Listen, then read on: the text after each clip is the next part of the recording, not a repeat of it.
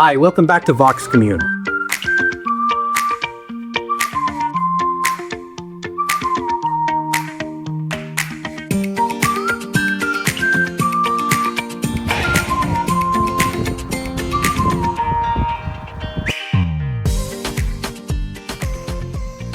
Hey, welcome back to Vox Commune. Today we have our special 2025 Halloween edition. We are here at the Riverview Cemetery, established in 1812, the oldest cemetery in our area and a favorite stomping ground of our essential historian, Bill Clarke. Bill passed away a couple of years ago, but during his life he compiled many files on the information here from our fair part of the province. And one of his favorite stomping grounds was the Riverview Cemetery, where I'm standing right now. Bill studied these stones and dug deep to find the information and the interesting stories of the parliamentarians and the war heroes and the little children and the mothers, fathers, sisters, brothers, merchants, the Marines who have been placed in here. And honestly, the last internment was not that long ago, within the last decade, I would say. So it's quite a place. And thanks to Bill, when he was alive, he used to do tours through the stones at night. Wrote an awesome little book called Stones by the River that you can check out on Amazon if you wanted. Please, if you like this sort of content, give a like and a share and a thumbs up and all that sort of stuff. Leave a comment. All of these pieces of engagement, they help push the content a little bit further, and that's kind of what we're all about. And of course, subscribe to here, nbNorEast CCC. You can also find me on Facebook, Instagram, that sort of thing. So without further ado, here's a little piece of history, thankfully shot by Leigh Walsh a couple of years before Bill passed away. And so I've done a little bit to sort of rescue the audio and whatnot. I hope you enjoy it. See you at the other end.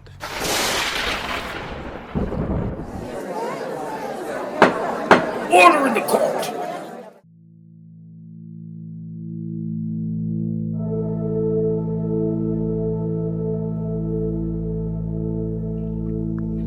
This slim stone marks the resting place of three children of a very rich and powerful man, Andrew Barbary. In 1864, in November, one of his sons got sick. This was William Stockton Throckmorton Barbary. The other children teased him. They said it was too much name for such a small child. But as he sickened, the doctors could do nothing for him. And he died on November 11th. Less than a week later, his sister joined him.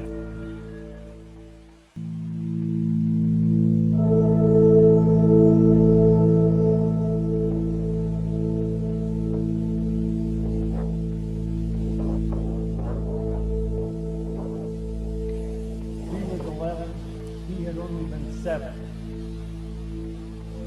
And a month later, in mid-December,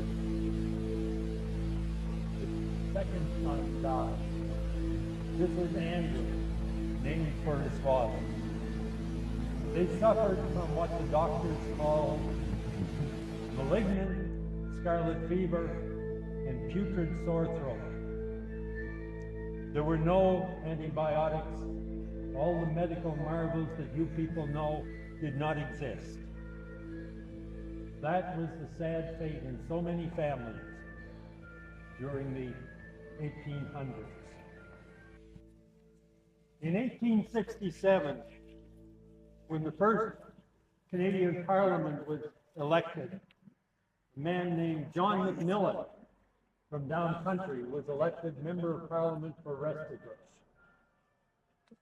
Short time later, he received a government appointment and had to resign.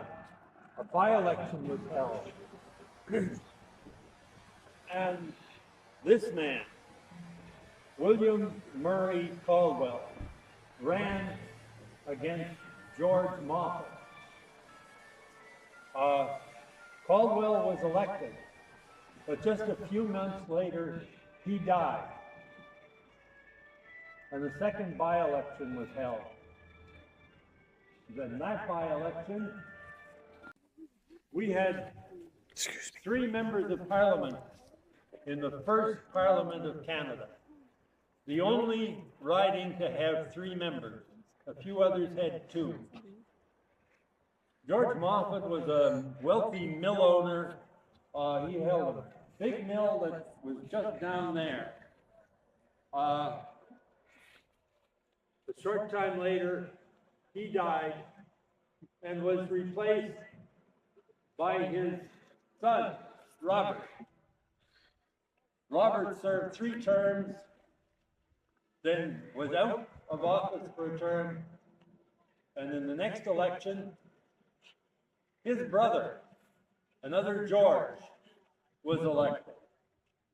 So here we have 3 members of Parliament, 4 members of Parliament. 1 there, 3 here.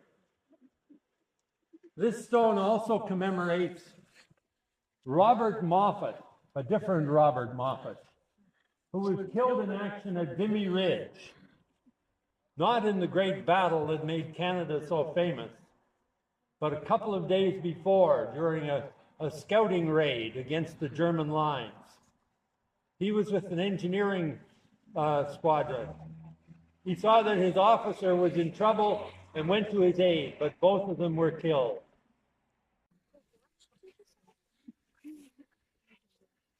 Robert Yule Tate was one of the few Orkney men buried here. He was a master shipbuilder. He constructed ships on the Miramichi, but later in this area, in both Dalhousie and Camelton. He was a very wealthy man because he had an interest in some of the ships that he built. But his life was also touched by sadness. In 1880, on December 2nd, a ship called Anglesey left Mobile, Alabama. William on that Her side captain, is Adam Williamson, had 2 passengers on board. Both were daughters of Mr. Tate. One was Mary, the other was Margaret, the captain's wife. They were never seen again. The fear was, of course, that the ship was lost. And eventually they decided it was. Mr. Tate was a deeply religious man, and he wrote in his diary, "There is no doubt the ship has gone to the bottom with all hands. We may rest in the hope that they have gone to a bright and joyful place where someday we will all be joined together, never more to part." We will say something about stones. You will see a lot of white stones here. These were sold as white marble, but they are not true marble. They are limestone, what is called calcite. They are very subjected to acid rain, erosion, so these are very difficult to read. If you go to a place like New Mills, the cemetery there, you will find the stones are almost like the day that they were put up. The reason, at one point, everyone almost in Dalhousie burned coal. And the coal, the sulfur created acid rain, and this is the result.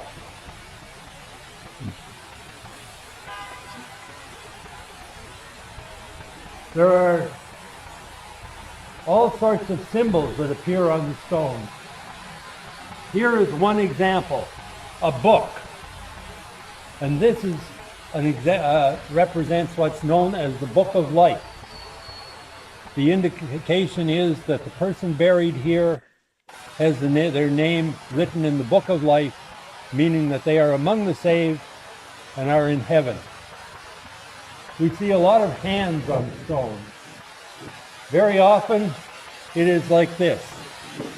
Now the two hands look the same unless you examine them closely, and you'll see that one has a different sleeve. One is a man's hand and the other is a woman's. This represents a man saying goodbye to his wife, or a wife saying goodbye to her husband. And this is another example.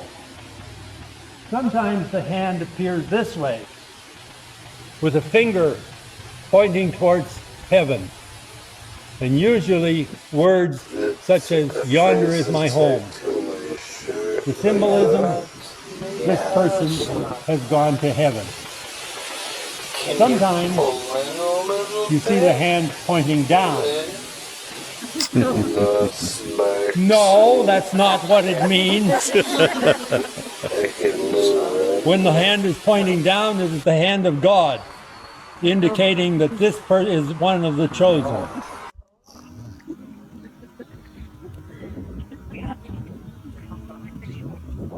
And you very often see stones like this. The symbol here is of the Blue Lodge of the Masonic Order. In every cemetery, every stone tells a story, but every stone is also a mystery. This one in the back is a mystery. It doesn't look as if it belongs here, for one simple reason. This is a Protestant cemetery. There's another similar stone over on the other side. It's made from a material that was referred to as cultured stone, which is actually concrete. What is on it is a crucifix. And the Protestant churches did not use the crucifix. They used the empty cross. Both have are biblically correct. St. Paul at one point wrote, "I preach Christ and Him crucified." That is the example for the crucifix. The empty cross stands for the risen Lord.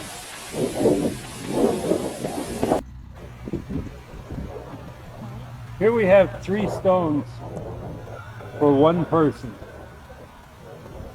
Robert Gordon Stewart. They called him Doc Stewart because he had actually gone to medical school. He had gone to Yale Medical School, no less, for 3 years. And at the end of 3 years, he was still a freshman. So he went to another university for 2 more years and was still a freshman. And he came back to Canada and went to work for the Canadian Pacific Railway. When the First World War broke out, he joined a Highland unit. And when they were fighting in France, because of his medical training, he was tending wounded in the rear trenches.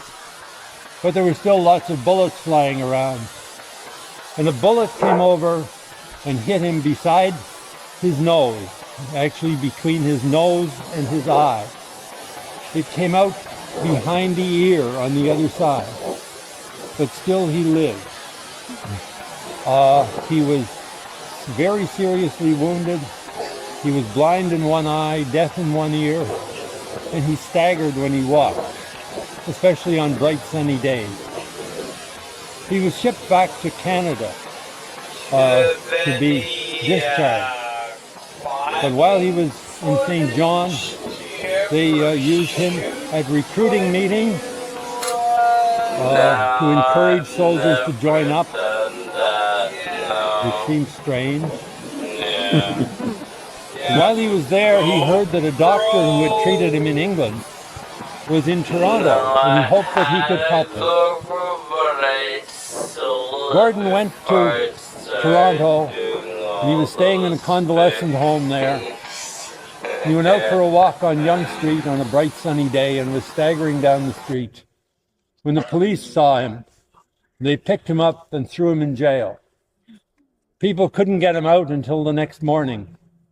A few days later, he was dead of pneumonia.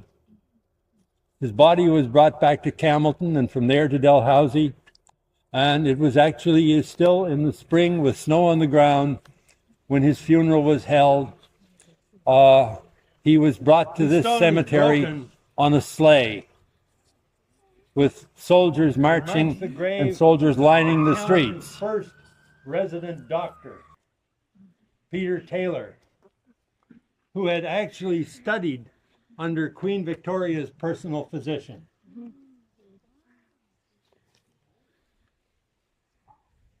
And you will not see another stone like this.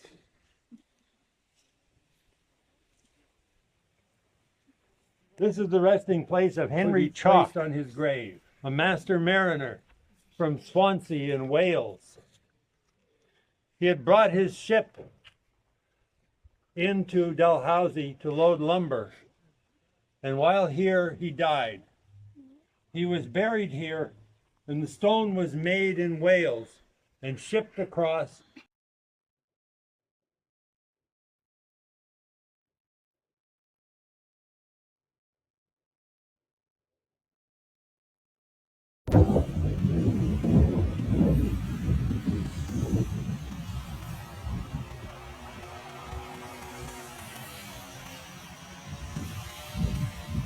This is the stone of Harry Dumeric. He was from Jersey, the Channel Islands, and he followed a family tradition going into the military. He joined the Royal Navy and eventually was made a lieutenant. He commanded a schooner during the War of 1812 and captured a number of American vessels. He thought his fortune was made when he captured a big merchantman coming back from China with all the wealth of the Orient aboard. But his commodore began negotiations with the ship's owners and sold it back to them.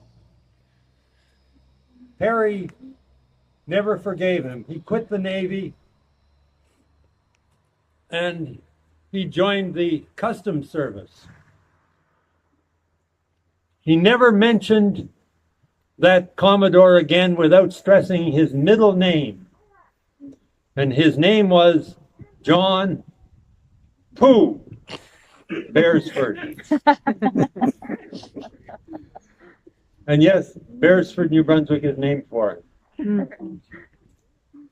Perry ended up in Bathurst. Now, all of northeastern New Brunswick was part of Northumberland County at the time. The county seat was in Newcastle, now part of Miramichi. Perry found it very difficult having to deal with Newcastle, so he got up a petition to have Northumberland County divided in two. And that led to the creation of Gloucester County with Bathurst as the county seat. In 1825, the Miramichi fire destroyed the forests almost up to Bathurst. So the lumber industry there failed, but it was thriving here. Perry moved to Dalhousie, but he found it too much trouble dealing with the county seat in Bathurst, so he got up a petition to have Gloucester County divided in two, and that led to the creation of Restigouche County with Dalhousie as the county seat. Perry was a justice of the peace. He was commissioner of roads at one point, commissioner of schools, and many other things. His first wife lies beside him. His second wife was Mary Stewart, and she was the sister of this man, Dougal Stewart, who was one of the wealthiest landowners in the county. He died on a Christmas day, sitting in his favorite seat.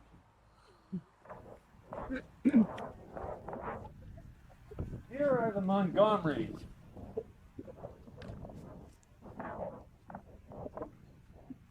In 1826, there were two men here laying out a town where they planned to conduct lumbering and shipbuilding.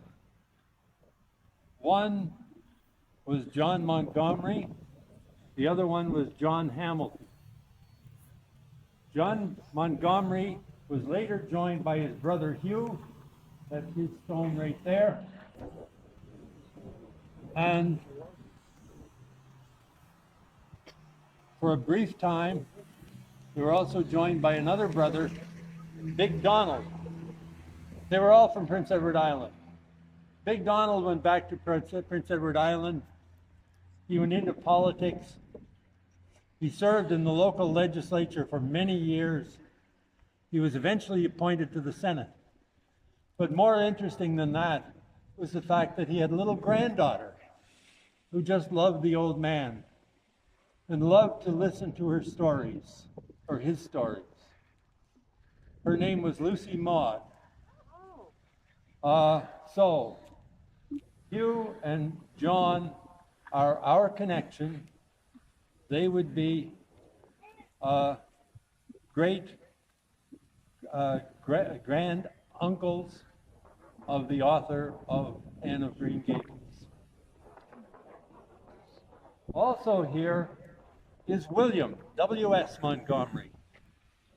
As a young man, he started scaling in the booms, but he soon left and went to the Klondike in search of gold. After a couple of years there, family illness brought him back. He took over his brother's lumber business, which he then sold, but he established a land company selling land around Dalhousie. In 1905, when Dalhousie was made a town, he became the first mayor. He had an office over here on William Street.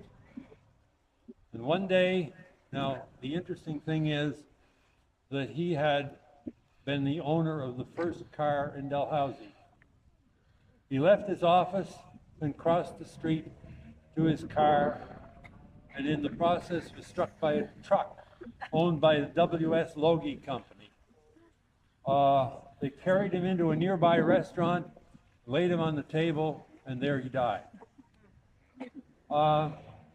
So these are the Montgomerys. Montgomery Street, Montgomery Ward, and so on are all named for these men. There are 4 of these in this cemetery. They were made in Moncton, the Faulkner Company, and they advertised at the time that unlike stone, which would weather and you would lose the inscriptions, these ones would be permanent because the inscriptions were printed on paper. Oh, that's smart. They were sealed, and they did last quite a long time, but eventually the rubber gave out, water got in. When it froze, it broke the glass in front of the paper. You will almost never see the original paper labels inside. There is an example on the Gaspé coast that can be read. There are a couple of others over there where the paper is there, but it's illegible. Now, if you look over there, you will see a fairly large stone with a fancy top. It's something that people don't realize. They all talk about headstones. But originally, almost all of these stones were in pairs. There was a headstone and a footstone. And there you see the footstone, the small one in front. Sorry. It's a young woman who died in childbirth. and the child also died. And she was buried with the baby in her arms. I want to say a little bit about cemeteries in general. They, especially the old ones, like this one, are like gigantic history books. The stories are there, they take some research, but one of the big problems is that these places are difficult to maintain. This one is operated by a company, a non-profit company, the Riverview Cemetery Company. They maintain this one and the extension in New Mill. It costs them, just for mowing the lawn and so on, costs them about $13,000 a year. And if we aren't careful, because there's no income from this place, because there are no burials going on here, there is some income from the other one. We're going to lose these cemeteries. We take measurements, the stones need compare in a lot of cases. Stones can fall over, they can be broken, especially those thin white ones that we see. They're very fragile. So that's why tonight we have a couple of people here, one with a box that looks like a coffin, and the other one with a bucket. And they will be accepting donations so that we can turn the money over to the cemetery company to help maintain this place for here for future generations. That having been said, I can't think of anything else. If anybody has any questions or anything, now's the time to raise them. How far back is the cemetery window? I've never been here in the daytime. Oh boy. It goes back to a little after 1826, when, now I didn't say much about the Hamiltons. I mentioned them once. There are a group of white stones over here that are the descendants of Captain John Hamilton, who was credited with being Dalhousie's first merchant, but he was the person who brought so many settlers from the Isle of Arran to this area. He himself and his wife went back and died in Scotland, but his son, the Honorable William Hamilton, is buried over here. Now, Captain John, back in those days, all the major houses had names. You didn't live at 13 Renfrew Street. You lived at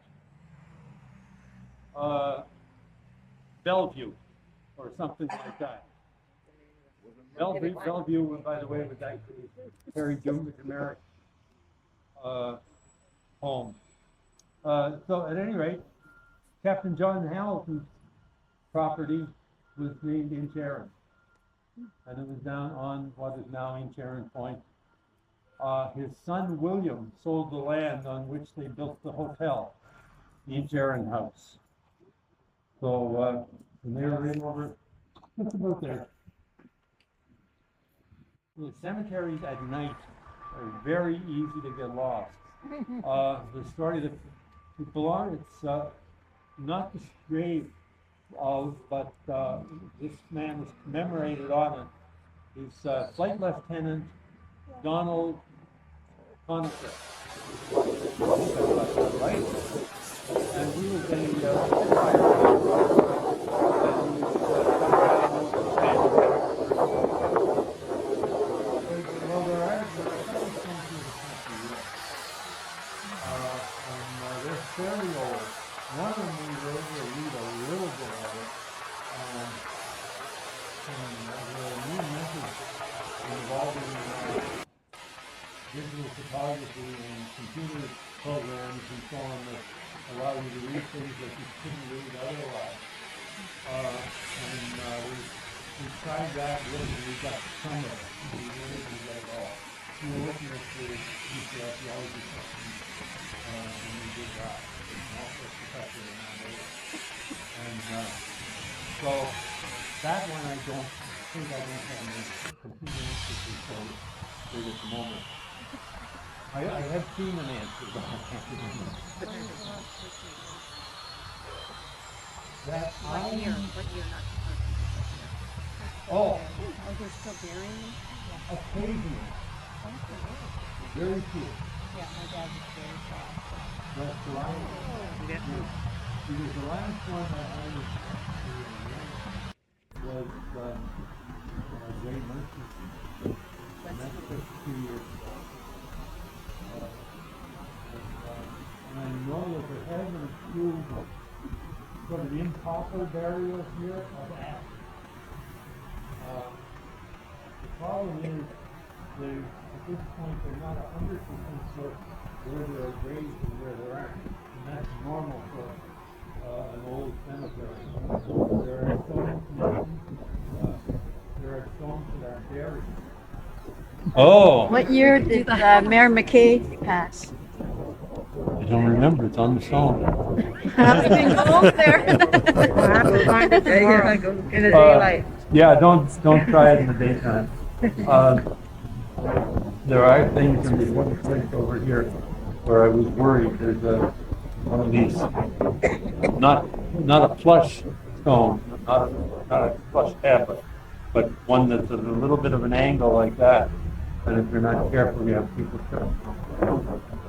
Places can be dangerous at night.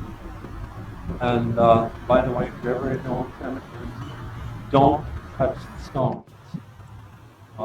It's going to help them deteriorate, but there is also the danger of the stone breaking off. If it breaks off, it can fall on you, and if it falls on you, it's not going to be pleasant. So, is there anything else? Thank you so much for doing this. Thank you. Now, where are the people with the boxes?